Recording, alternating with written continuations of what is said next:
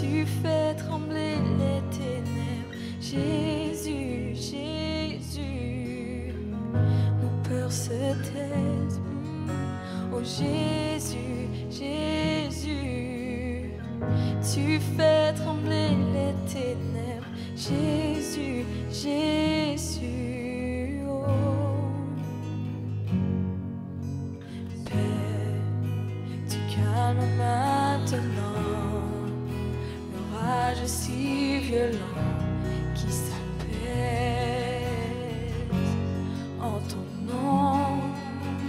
Calme dans tout l'océan, apaise ma colère, chaque vague en ton nom, oh Père. Et Père, tu calmes maintenant l'orage si violent qui s'appelle, oh, en ton nom.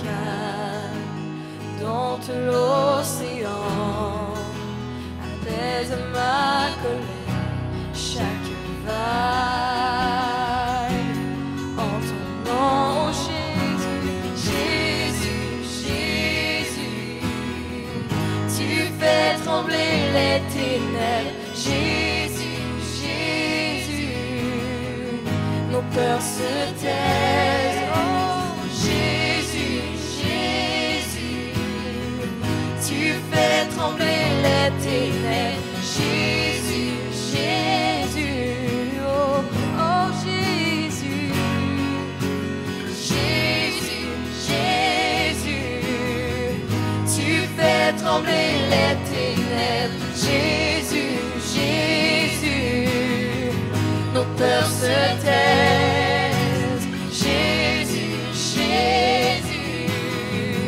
tu fais trembler les ténèbres. Jésus, Jésus, oh Jésus, Jésus, Jésus, tu fais trembler les ténèbres. Jésus, Jésus, déclarons-le. Jésus, Jésus, tu fais trembler les ténèbres. Jésus, Jésus, oh, oh oui, souffle, souffle, que ces eaux revivent, insuffle en moi un chant encore, je t'adore. Souffle, que ces eaux revivent, insuffle en moi un chant pour qu'encore je t'adore. Jésus, Jésus, tu fais trembler les ténèbres. Jésus, Jésus, oh, nos peurs se taisent. Jésus, Jésus, tu fais trembler les ténèbres. Jésus, Jésus, oh, oh Jésus, Jésus, Jésus, tu fais trembler les ténèbres. Jésus, Jésus, nos peurs se taisent. Oh Jésus, Jésus, tu fais trembler les ténèbres. Jésus, Jésus, oh, ton nom, la lumière qui a confondu l'enfer. Ton nom triomphe tout jamais. Ton nom est vivant pour toujours élevé. Ton nom triomphe tout jamais. Oh, ton nom, la lumière qui a confondu l'enfer. Ton nom triomphe tout jamais. Oh, déclarons-le. Ton nom est vivant pour toujours élevé.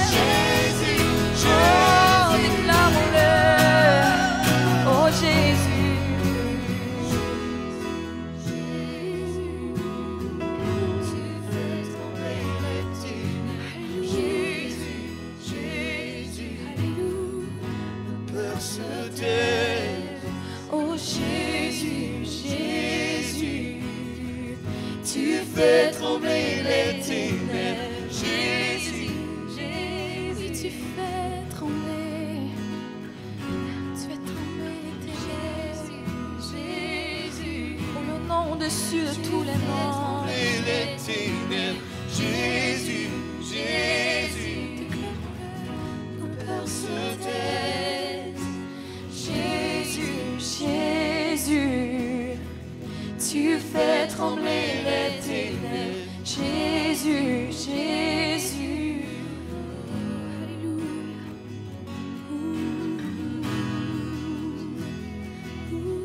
Seigneur Jésus, sois glorifié. Sois glorifié, Seigneur.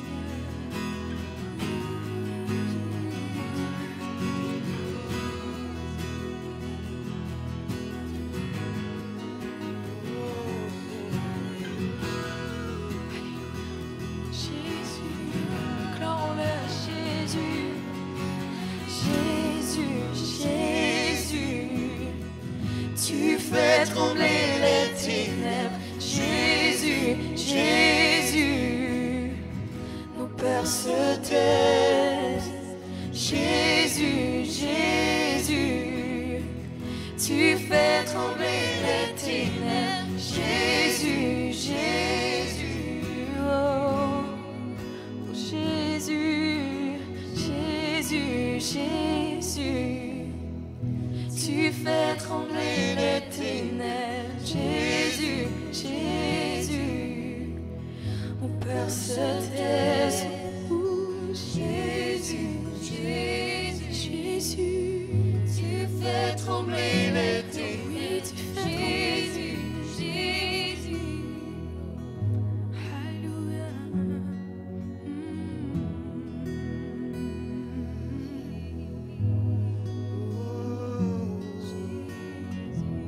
Les ténèbres s'enfuient à la mention de ton nom. Et les démons s'enfuient à la mention de ton nom. Et la maladie s'enfuit à la mention de ton nom. Et les ténèbres s'enfuient à la mention de ton nom. Et les ténèbres s'enfuient à la mention de ton nom. Et les démons s'enfuient. Et les démons s'enfuient à la mention de ton nom. Et la maladie s'enfuit à la mention de ton nom. Et la dépression s'enfuit à la mention de ton nom. Et la pauvreté s'enfuit à la mention de ton nom. Et le manque s'enfuit à la mention de ton nom. Et le cancer s'enfuit à la mention de ton nom. Et les oppressions s'enfuient à la mention de ton nom. Et les démons s'enfuient, alléluia, à la mention de ton nom. Et le monde des ténèbres s'enfuit à la mention de ton nom. À la mention de ton nom, tu es vainqueur à jamais, Jésus. Ton nom est élevé. Oui, les ténèbres fuient au sang puissant de ton nom. Yes. Hey, au sang puissant de ton nom. Alléluia. Il est victorieux. Alléluia. Jésus a vaincu l'ennemi. Il est victorieux. Et tu es victorieux en lui. Hey, et tu es victorieux en lui. Tu es victorieux en lui. Tu es victorieux en lui. déclare-le, je suis victorieux. Je suis victorieux en lui. Encore une fois, disons-le, je suis victorieux en lui. Oh, je suis victorieux en lui. Déclarons-le encore et encore.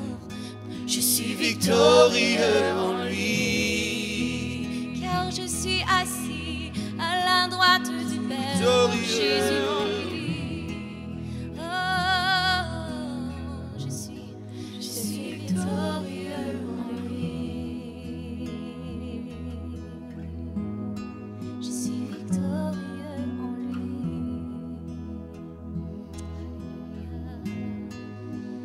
Oh, alléluia, Seigneur, merci pour ton nom qui donne la vie et la vie en abondance.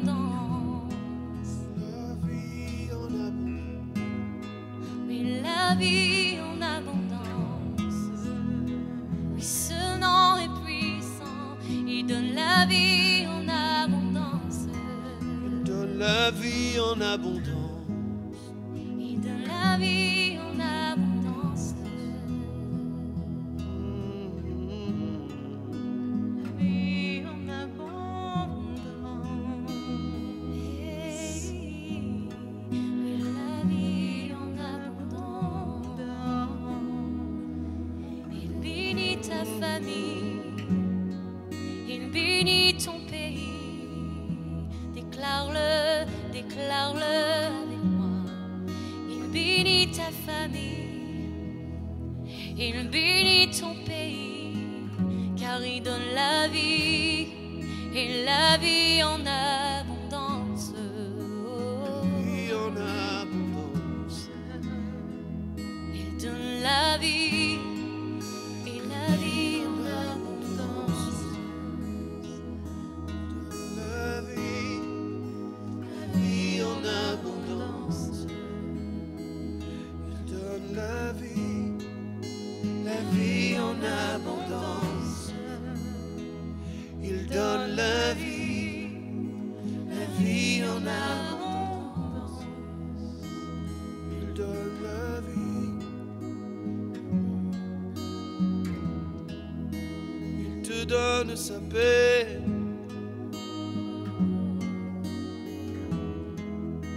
Il te donne sa paix. Il ne donne pas comme le monde donne. Il te donne sa paix.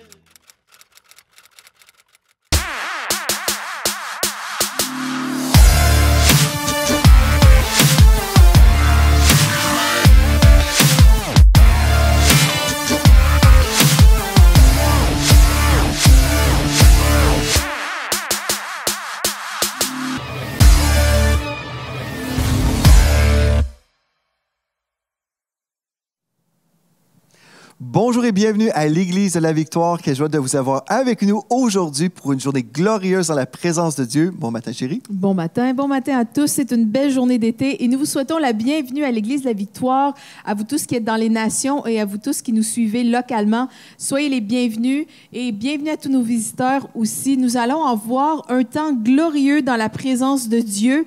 Nous aimons la gloire ici à l'Église de la Victoire et vraiment, je veux déclarer que la gloire de Dieu envahit votre maison aujourd'hui et que c'est un jour où sa bénédiction est manifestée vraiment d'une manière outrageuse. Donc, bienvenue parmi nous. Ça va être un temps formidable aujourd'hui. Amen. Alléluia. Gloire à Dieu, je suis d'accord avec toi, mais je crois aussi que l'Esprit de Dieu travaille parmi nous cet été spécialement concernant le surnaturel. Je sais que plusieurs d'entre vous, vous êtes chrétiens depuis un certain moment et vous avez goûté peut-être à une certaine portion de la présence de Dieu, une certaine mesure, mais vous avez encore soif pour vivre plus de la présence de Dieu. Et la semaine passée, enfin, on a parlé des secrets de la vie surnaturelle concernant, par exemple, comment avancer dans la révélation. Et aujourd'hui, on va continuer, en fait, en parlant comment comment entrer dans un portail de la gloire de Dieu.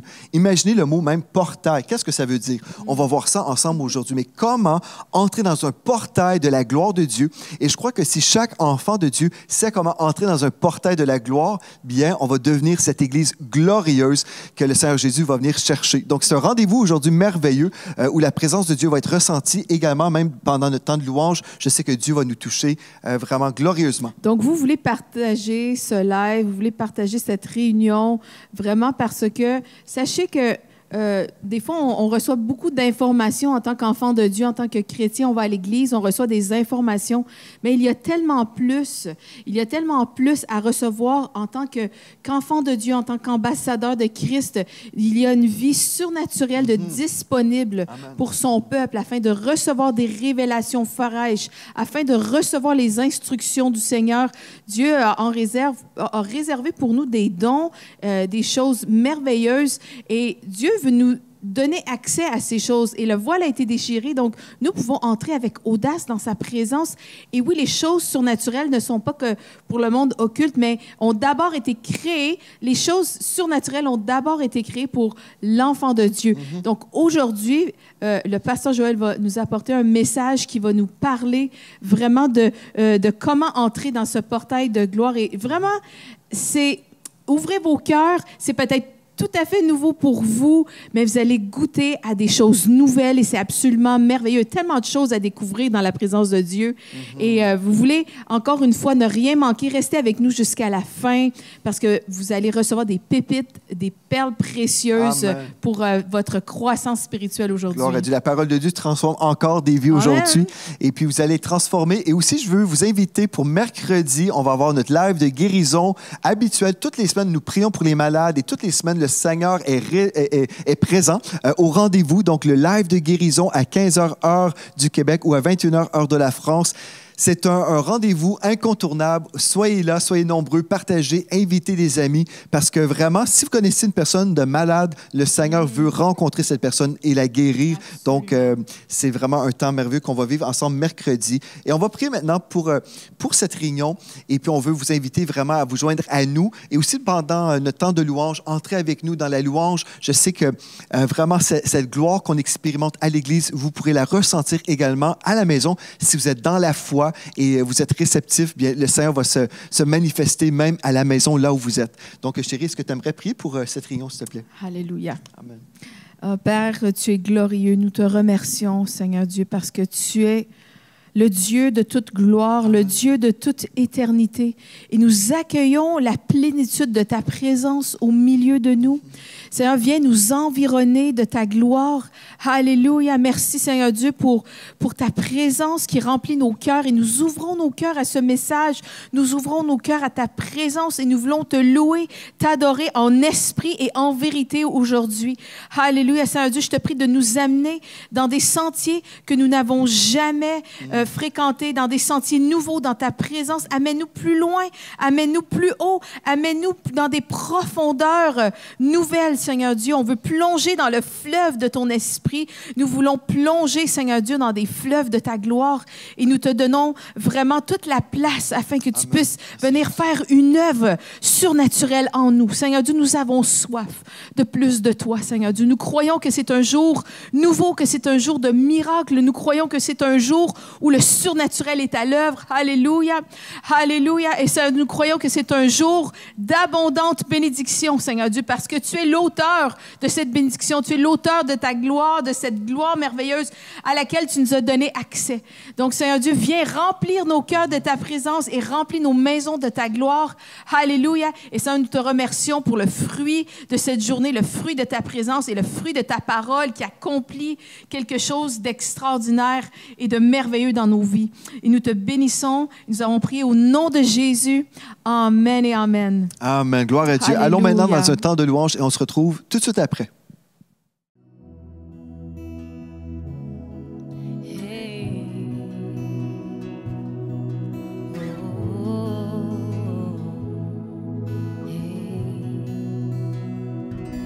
Quand je sonde l'univers,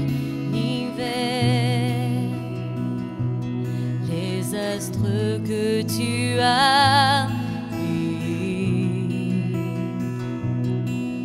les océans, les mers, tout me révèle ta majesté. Alors mon âme veut s'écrier de tout mon cœur, je veux chanter. Oh Dieu, tu es infiniment grand, éternel puissant, roi majestueux. Oh Dieu, tu es infiniment grand, éternel puissant, roi majestueux.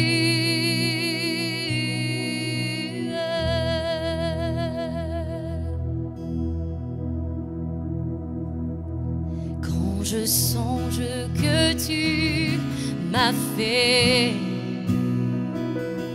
et que t'es révélé à moi, que pour moi tu as tout créé, tout me révèle ta bonté. Alors mon âme veut s'écrier de tout mon cœur, je veux chanter. Alors mon âme veut s'écrier de tout mon cœur, je veux chanter. Oh Dieu, tu es infiniment grand, éternel puissant, roi majestueux. Oh Dieu, tu es infiniment grand, éternel puissant, roi majestueux. Chantons-le. Oh Dieu, tu es infiniment grand, éternel puissant, roi majestueux. Oh Dieu, tu es infiniment grand, éternel puissant, roi majestueux.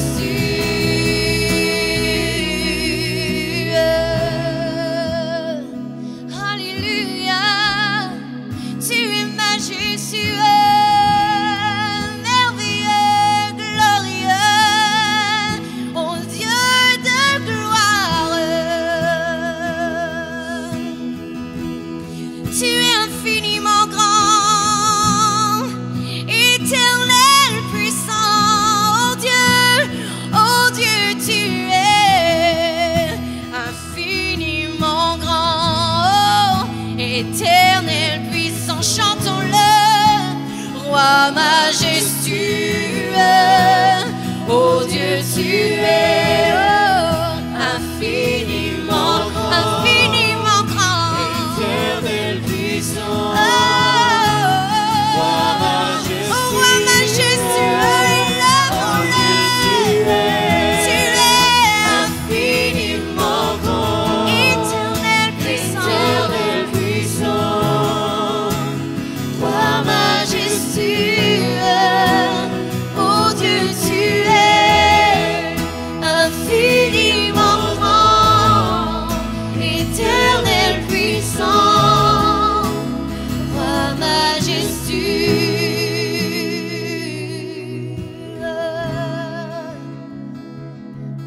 Hey.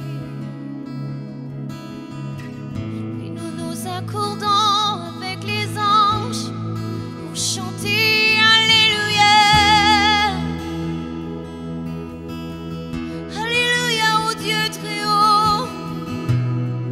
Alléluia mon Jésus qui m'a sauvé de la mort, qui m'a guéri, m'a transformé.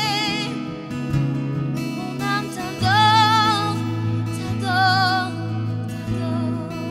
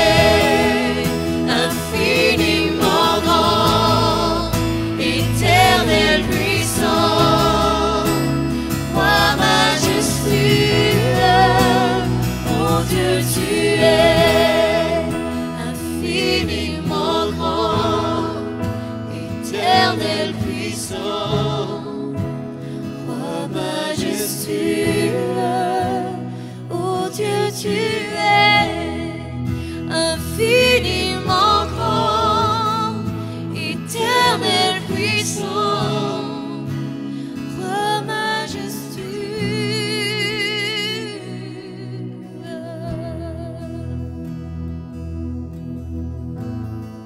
roi majestueux.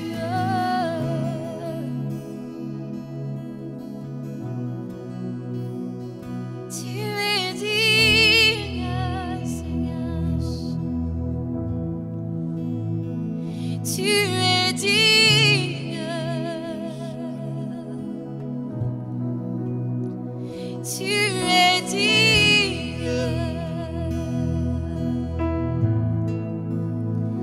Tu es digne.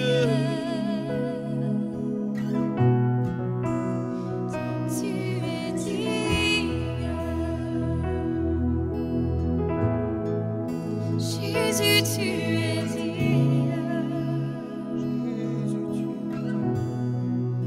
À Jésus soit la gloire. Jésus soit la gloire. À Jésus soit la gloire au siècle des siècles. Amen. À Jésus soit la gloire. Exaltons-le ensemble. À Jésus soit la gloire. Oh mon Sauveur, mon Seigneur. À Jésus soit la gloire. Siècle des siècles. À Jésus soit la gloire. À Jésus soit la gloire.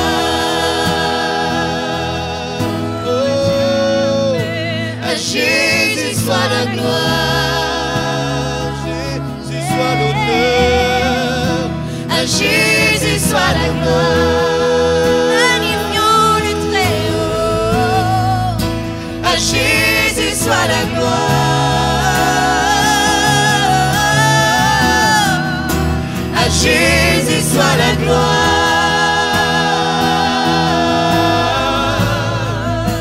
À Jésus soit la gloire. Oh, oh, oh, oh. À Jésus soit la gloire.